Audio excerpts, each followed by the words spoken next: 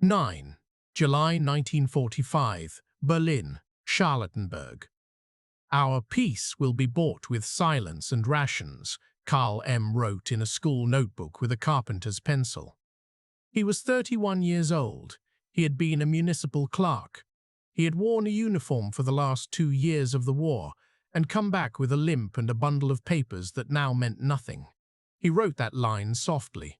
It could not have been spoken loudly, not in that street, not with new patrols and old neighbors listening through thin walls. On that day, he walked past walls that were not walls. They were edges without interiors. He counted windows that showed the sky. He stopped counting. He had to watch his footsteps. The mathematics of rubble was granular and endless. Berlin's volumes were measured in millions of cubic meters, the old city transposed into broken geometry. The Allied occupation reports used numbers. 75 million cubic meters of debris in Berlin alone, they said. He believed it. Every courtyard was a quarry. Women in headscarves carried brick after brick. The newspapers called them Trauerfrauen. The photographs made them icons before their muscles had time to rest. They had no choice. Men were missing. Men were still in camps. Men were in graves that had no names. The arithmetic of missing was displayed at the corners of stations and church notice boards. The lists grew in pencil and ink. A name was posted. Then a photograph. Then a question mark.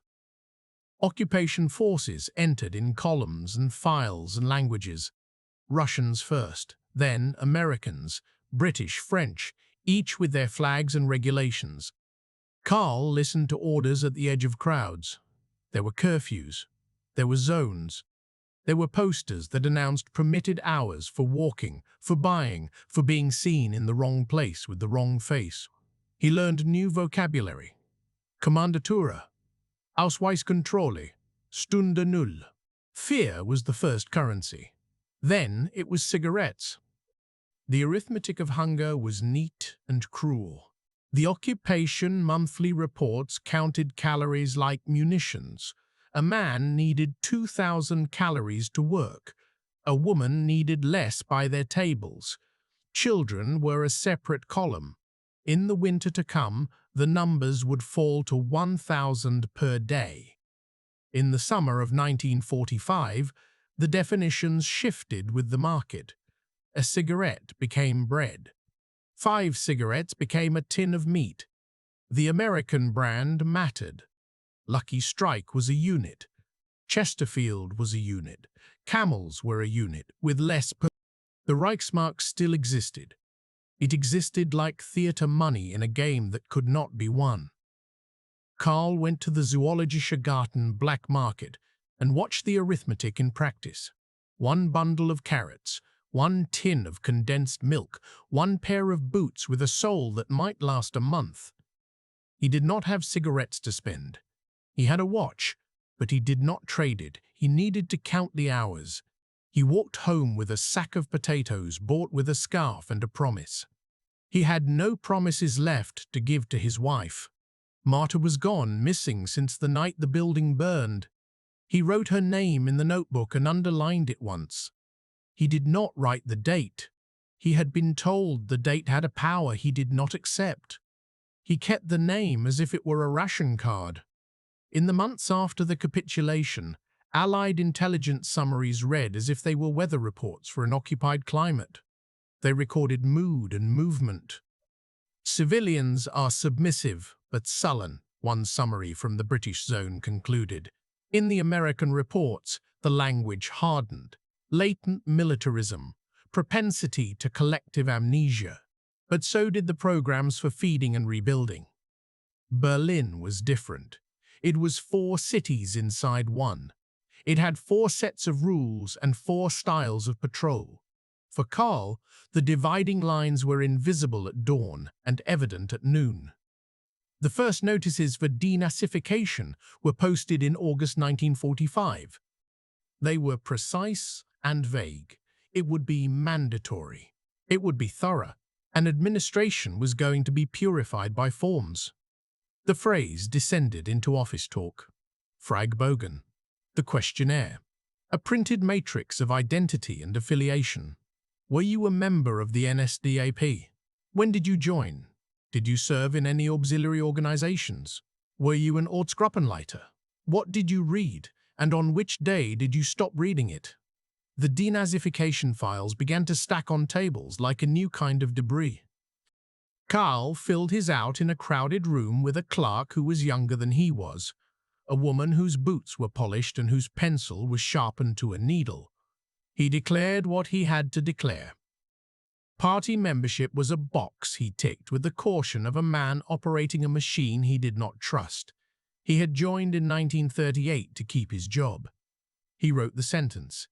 He did not write what it felt like to shake hands with his supervisor that day. Follower, he told his own conscience. Midläufer. He tried the word in his head. It fit. It was an administrative category that sounded like a path taken without shoes. The Spruchkammer hearings began to process people the way mills processed grain. Names went into categories. The categories were 5: Hauptschuldige, Belastet, Middelvelastet, Midlauver, Entlastet. Major offenders, offenders, lesser offenders, followers, exonerated. The mathematics of guilt arrived in percentages. In some districts, fewer than 1 in 100 were adjudicated as major offenders. The vast numbers were followers on paper, exonerated on paper, quietly resentful on paper. The records survive in Bundesarchiv folders, dense with dates and signatures. The signature mattered more than the conscience. Stability required digits. The occupation authorities pressed for speed. The economy required typescripts and stamps more than full historical reckoning. The system needed bus drivers and bureaucrats, telephonists and engineers. Detailed justice slows. Repair requires a plan. In that arithmetic, justice was a factor but not the sum. Ordinary people learned to redescribe their pasts in sentences that balanced need and risk. I attended rallies but never spoke. I was conscripted into this office, not that one. I followed orders. They were not lies, so much as calibrations of memory to meet the system's demand for stability. Persil-Sheen letters of exoneration floated through the process like dry leaves. A neighbor's testimony could dissolve a stain. Sometimes a former colleague wrote, sometimes a pastor. Sometimes, in rare cases documented in oral histories, a man or woman who had endured the regime's cruelty would write that a particular official had done a small kindness worth the weight of paper. These were exceptions that the press emphasized. They did not change the mathematics. Carl was categorized as Mitläufer in October 1946. He served a period of work allocation in a municipal yard. He stacked tiles that had been made by breaking old walls. He watched a former party member enter the yard office in a new suit. He went back to stacking. The hunger winter of 1946–47 arrived with a stillness that took the sound out of streets. It snowed early. It froze deeply. Coal wagons froze to rails. Canals stood silent with ice. The British zone reports turned to numbers again. Arrests for theft increased by 1/3. The ration for bread stayed theoretical. The calories per person dropped to 1,000 in some districts. In Berlin, old men bent into the wind and old women walked with sleds. Children stopped growing. The arithmetic of starvation was done at kitchen tables with pencils carving indentations into wood. 1 week's ration of fat was a small thumb's worth of grease. 1 week's ration of meat was an official stamp and a rumor. People began to steal from the dead. Lines led nowhere. Carl joined Hamsterfahrten, scavenging trips out into Brandenburg. He walked to a village and traded a piece of furniture for a bag of potatoes. He thought about the furniture's weight in calories. He thought in conversions. 1 bed equals 3 weeks' dinners. 1 radio equals a month's coal. The villagers were tired of his face and the faces like his. They were tired of the arithmetic too. He returned with blisters that he lanced with a needle he had boiled. Rumors arrived at the same rate as train schedules, sporadic, delayed, then suddenly present. Some rumors were about food shipments. Some were about arrests. Some were about the newsreels that the Americans were forcing people to see. In January 1946, he saw one. The title was Die Todesmühlen, Death Mills, an Allied film showing camps and bodies and maps as precise as train lines. The projectionist set the frame, and the picture began. Silence. Then the soundtrack, and the narrator's English translated in German voiceover. People did not applaud. Some did not look. Some looked and then reached for the soothing phrases that would make it possible to go home and sleep. Das kann nicht sein, nicht so, Carl heard someone say in the dark. It cannot have been like that. His own stomach turned. He had heard stories about Sachsenhausen. He had passed Oranienburger Straße. The arithmetic of proximity had always been uncomfortable. Rumor plus smell equals knowledge.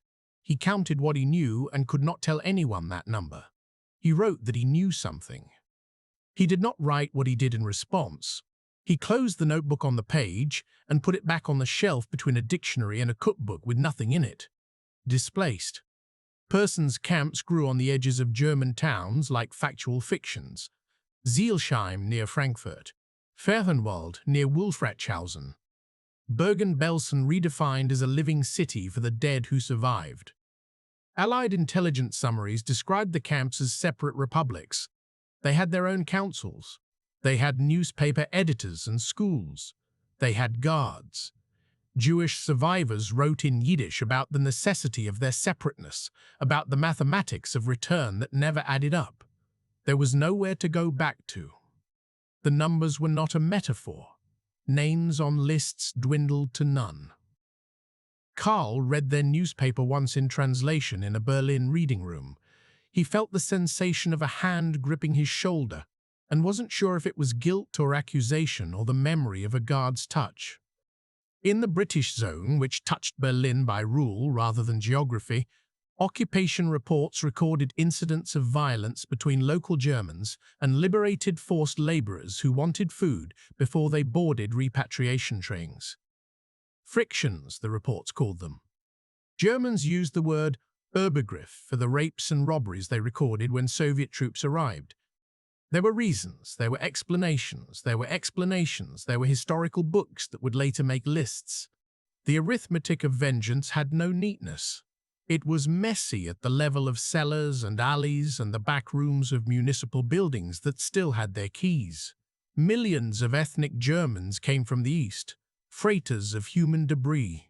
They came with luggage and without. Silesia, East Prussia, Pomerania. They arrived in western towns with nothing to do but exist. They were not guilty of the crimes that had been committed in their name, and yet their presence forced a recalculation of space and patience. Nissenhetten curved corrugated metal huts sprouted like mushrooms, housing families by the dozen in a cold that traveled through steel. The arithmetic of space, jobs, and food in those towns was mean and exact. 1 room per family became 1 bed per pair of strangers. Carl's office reopened in the spring of 1948. He returned to work as a Sachbearbeiter in the housing department for the western sectors of Berlin. He had learned to hide the limp with a slower rhythm. The office had a stack of denossification notices on one table and on another stack, a tangle of keys tied with string. The arithmetic of walls now entered his life as a profession. 2 families could fit into 5 rooms if 1 room could be subdivided with plywood. He put blocks on floor plans with a pencil that had been used by somebody else before the war. His supervisor had a new nameplate and an old party membership that had been recategorized. Exonerated, read the file. He was efficient. He signed quickly. He interviewed an ex-Berlin widow from Königsberg, a woman named Erna with 2 children who had the stare that appears in photographs and is called 1,000 Yard because it goes beyond any wall. "We have no parish here," she said. "We have no grave to visit." He opened a ledger. He checked squares. He looked at a file for a carpenter named Franz who had lodged a protest that his second bedroom was not surplus because his father was returning from a camp and needed air. The mathematics of grief collided with the matrix his pencil moved across. Newspapers in the western sectors played with new words that held old meanings down. Integration, one headline called it. The Occupation Control Council used the word absorption like a sponge. In many towns, locals called the expellees Polacken and other slurs. They resented their accents, their habits, their claims on kitchens and light. The refugees formed associations that would become movements with names and banners. The Bund der Vertriebenen, the League of Expellees. They had newspapers and demands and anniversaries, Tag der Heimat, Day of Homeland. In the arithmetic of Germany's new democracy, they became a constituency that mattered to Adenauer's calculus for votes and stability. The administrative files show the edges of that bargain plainly. A grant for a meeting hall here, a speech there. The notebooks of the time describe a gnawing discomfort. Karl wrote, "We have learned to count the lost when they vote." The currency reform arrived on 20 June 1948 in the western zones. In Berlin, the date moved like a weather front. New paper, new value, new discipline. 50 Deutsche Mark per person at first. Food returned to shelves like ghosts made flesh. The black market began dying a public death. Cigarette economies lingered but were downgraded. The mathematics of trust in a piece of paper began anew. On 24 June, the blockade began. The Soviet lists were different. They counted industrial output and influence. They wanted more. Airfields became lifelines. Tempelhof and Gatow were names that could be spoken as if they were family. The airlift's arithmetic was glorious and terrible. A plane every 90 seconds. A tonnage at the limit of engines. Coal falling from the sky like an elemental gift. Children counted the parachutes of candy and called their pilots Rosinenbomber. Karl's notebook kept a tally that became sentimental against his will. Number of days without potatoes, number of days with bread, number of airplanes seen in an hour. Those months killed many abstractions and gave birth to others. East and West became lived conditions, not arguments. The Cold War made new arithmetic of allegiance. Berliners learned to read flight plans like weather maps. Occupation reports in the Western sectors began to sound like public relations documents because, in a sense, they were. The Allies needed German goodwill as much as Germans needed Allied food and coal. The arithmetic of power tilted softly. Marshall Plan shipments arrived in crates printed with bold letters, ERP, European Recovery Program, milk powder, locomotives, machine tools, technical advisors with short hair and earnest smiles. The files show that when a shipment of ball bearings was delayed, a factory's schedule slipped, and 200 men were idle for a week. The mathematics of rebuilding required line items and patience. In 1949, the Basic Law was promulgated in Bonn. The Federal Republic became a phrase that could be printed without fear. Berlin was divided in practical terms. For Karl, the Constitution felt like a roof put over a house without windows. He learned to live with compromise as a daily procedure. He learned to walk past men whose names had been different when he had to stand before them. He learned that silence was not only the absence of speech, but a tool for managing relationships. He received a letter from his brother Hans that had no date. It had been sent from a camp in the east and delivered after years, as if time had to clear a path for it. "I am alive," Hans wrote. "I am not well, but I am alive." The mathematics of relief left Karl cold and trembling. He put the letter in a drawer with the notebook that opened the story. In 1951, the government in Bonn passed the 131er Gesetz, which restored pensions and jobs to public servants from the Nazi era who had been removed during denazification. The arithmetic of legitimacy demanded experience and continuity. The mathematics of guilt in the files recalculated quietly. Prosecutors looked at old names and new laws. Administrative necessity, the memoranda said. The Federal Republic learned to differentiate between criminal guilt and functional competence in ways that soothed and scratched. Amnesties in 1949 and again in 1954 washed the lower ranks of offences more thoroughly. The Bundesarchiv records show a timeline that is a curve downward: fewer prosecutions, shorter sentences, more suspended penalties. There were good arguments made in the Bundestag debates. The opponents spoke of justice. The proponents spoke of unity. The systems compromised. Everybody ate. There were contacts with the past that could not be integrated so neatly. A DP camp near Munich, Fehrenwald, remained a Jewish town through the early 1950s. German cars drove past on Sunday outings and sometimes did not turn their heads. In Landsberg am Lech, where a U.S. military prison held men convicted of war crimes, the arithmetic of clemency was a public discussion. Some sentences were commuted. Some were carried out. Crowds gathered with candles to ask for mercy. Crowds gathered with candles to ask for none. The Allied reports read like legal briefs and weather bulletins in the same breath: precipitation, petitions, pressure. In Berlin, the Lehrplan, the school curricula, were rewritten. A chapter on the years 1933–1945 condensed a decade into a unit that could fit into a week of classes. There were dates, there were maps, there were euphemisms and silences. The new textbooks focused on bombings and expulsions. Photographs of devastated German cities were plentiful. Photographs of camps were rare. Commemorations in towns leaned toward the fallen of the air war and the homeland left behind in the east. Volkstrauertag was a ceremony without deep specificity. The mathematics of mourning required totals but not categories. Oral histories collected decades later catch the timbre of those years precisely. "We were tired," one woman says. "We did not have the capacity to hear everything.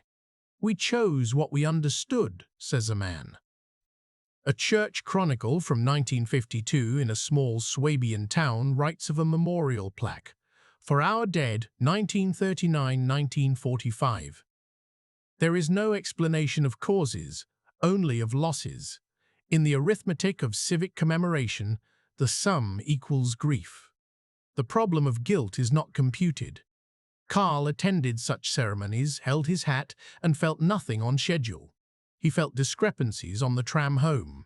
His office expanded. Workshops reopened across the city. The cranes multiplied in a choreography that looked like a new script, improvised but systematic. He signed permits for new roof lines and watched a building rise on Hardenbergstrasse, where only a pioneer garden had been.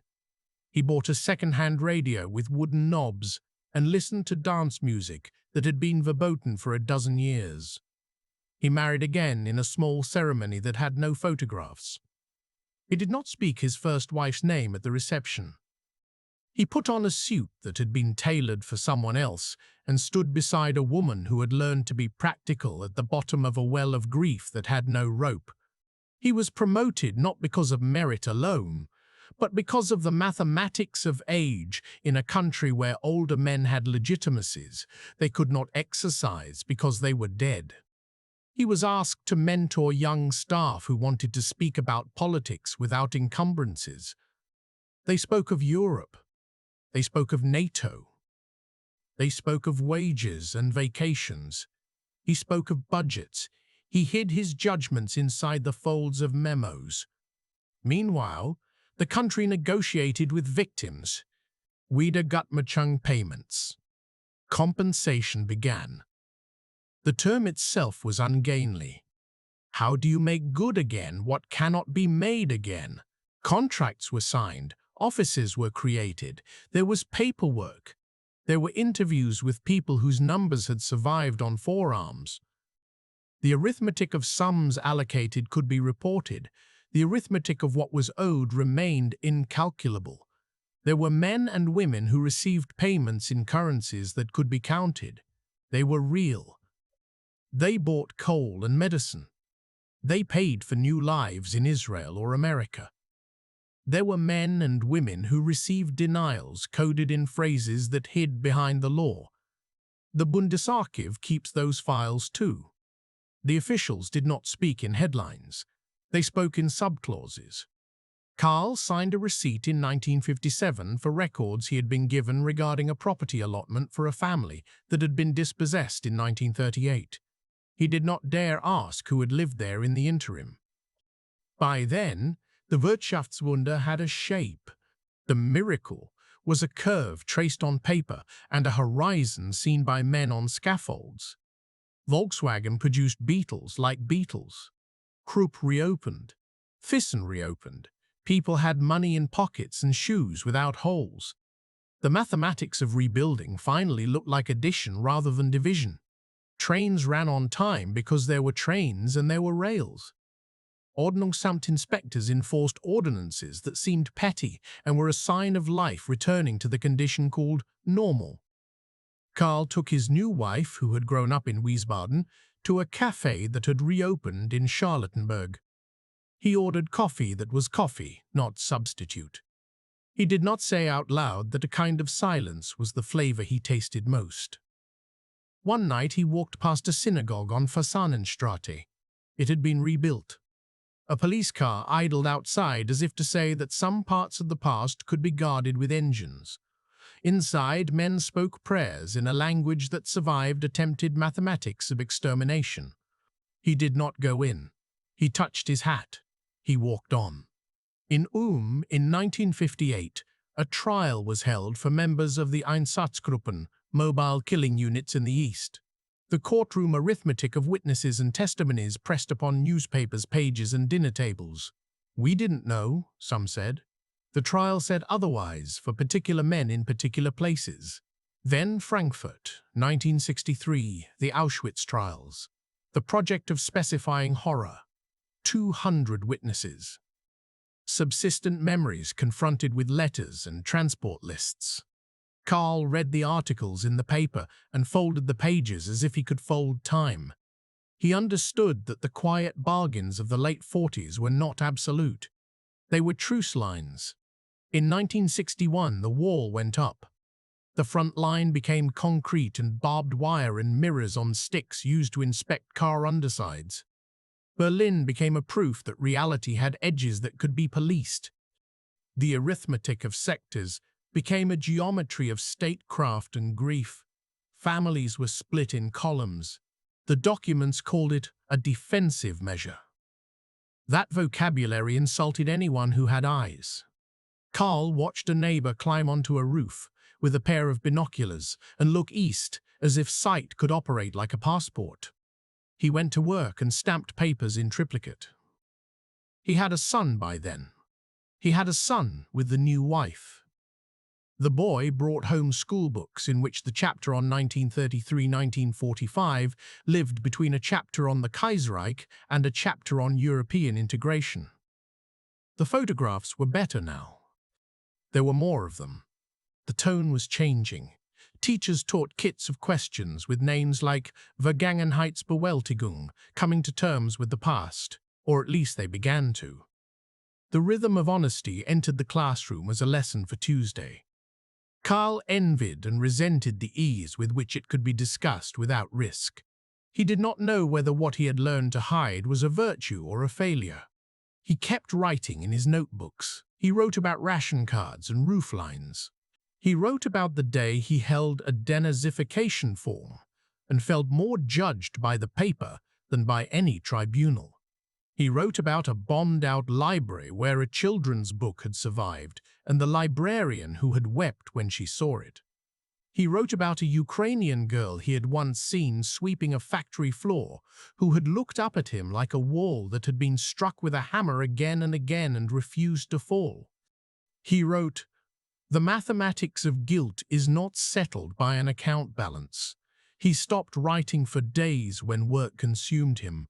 There were plumbing projects and sewage maps. There were reports to the Senate's Housing Committee. There were renovations and debt schedules. The ordinary heroism of Reconstruction was in the minutes of meetings that read like incantations for grants and brick deliveries. He stood at attention when Adenauer died. He watched Willy Brandt kneel in Warsaw on the evening edition of the television news and felt something shift in the central arithmetic he kept.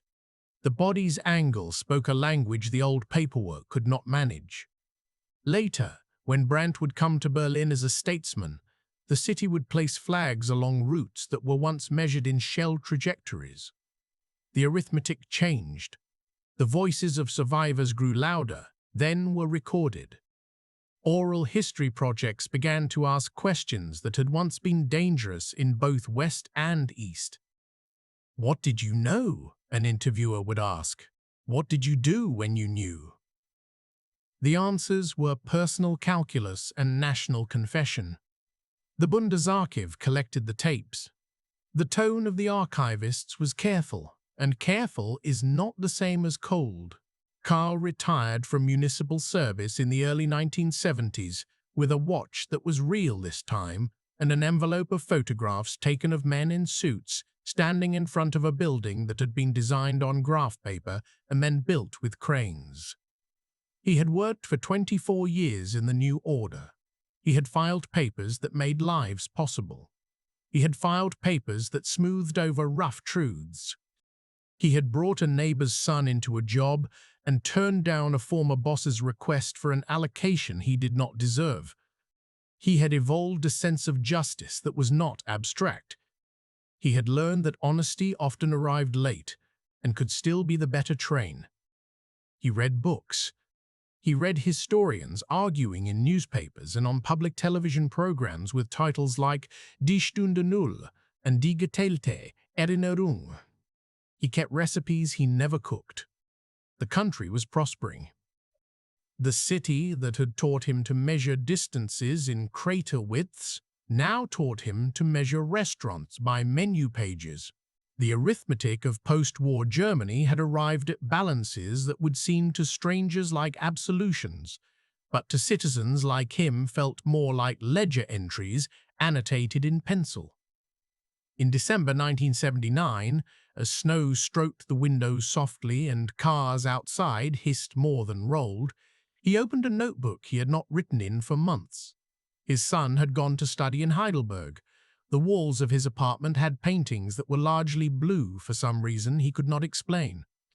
He wrote this: "We did not arrive at peace by telling the truth all at once. We arrived by learning which truths could be written and which we could not say until later." He paused and added a phrase that the earlier man who wrote in 1945 could not have dared: "We knew enough." He did not underline. He had learned to resist gestures. The complexities of the denazification files remained in his mind as if they were under his skin. He could conjure the typeset categories and the line where his name sat in a sea of others. He could remember the feel of building bricks made from broken house walls, the smoothness of their refired faces. He remembered the hunger winter, the way a veteran remembers a battlefield by the shape of the ground without thinking of flags. He remembered the strangers who had become neighbors, because the mathematics of displacement does not resolve into anonymity. He thought of the expellee widow from Königsberg, who had lived in a room with a half wall and hung a curtain to separate the beds. She had sent him a photograph once of her son, wearing a suit and smiling in front of a small shop. It was a victory photograph. It smelled of paper that had survived many hands. He kept it in the same drawer with his brother's letter. He thought of the DP camp near Munich, where he had visited a cousin after the war, and he remembered the sound of Hebrew he did not understand, but recognized as part of the new world. He had walked back to the train feeling as if his shoes were unclean, and knew that this feeling did not absolve or compensate anyone for anything. He understood that recognition was not penance, and that accountability that did not cost comfort was an incomplete sum. He thought of the black market at the zoo station, the voices, the carrots, the watches, the cigarettes. He understood that every economy is a moral economy, whether it knows it or not. He had traded a scarf for potatoes and had walked home feeling both relieved and ashamed. The feelings were not mutually exclusive. They were a dual entry in the ledger of experience. He wrote, long after that moment, "The arithmetic of hunger erases metaphysics and leaves us to argue about butter and courage only when we are full." He also thought of Allied intelligence summaries that had judged him and his neighbors as a species, in paragraphs that sounded like verdicts and weather. He did not resent the tone. He understood that systems study people because they must. His own job had taught him system thinking too well. He had learned to reduce a family to a file number and a floor plan, and had volunteered after retirement at an archive where he watched young researchers bring an intensity to pages that had once brought him only grief. At 70, he could walk further than he had at 30 because the limp had become a rhythm. He had a granddaughter with questions and a voice that had not learned to be silent. He answered with sentences that did not always arrive at a period. He knew that every statement about the past in his mouth was a selection. He tried not to use the word we. He tried to say I. He did not succeed all the time. He wanted to leave his son and granddaughter more than furniture and photographs. He wanted to leave a tone. He wanted to leave an arithmetic that was honest about costs. In October 1989, he stood in a crowd west of a wall and heard chants that he could not have imagined in 1949. He saw faces that looked like his neighbors in 1945, but with different light in their eyes. He was old enough to smile without surprise. His country was moving in a direction that would require new bargains and new silences and new truths. He did not write that last line down. He had learned that predictions are a poor genre for men who have learned to count rubble and rations and quietness. He returned home and opened the notebook from 1945. The pages smelled of burnt paper and damp leather. He ran his finger over the first line he had written after the capitulation. It read the same and sounded differently inside his head. "Our peace will be bought with silence and rations," he added in a hand that trembled now, "and with the work of keeping accounts that no one else could balance." He signed his name. He closed the book. The front line after 1945 had run not through fields and cities he would never see, but through his memory and his paperwork, and he knew it would keep running until his last ledger entry was complete.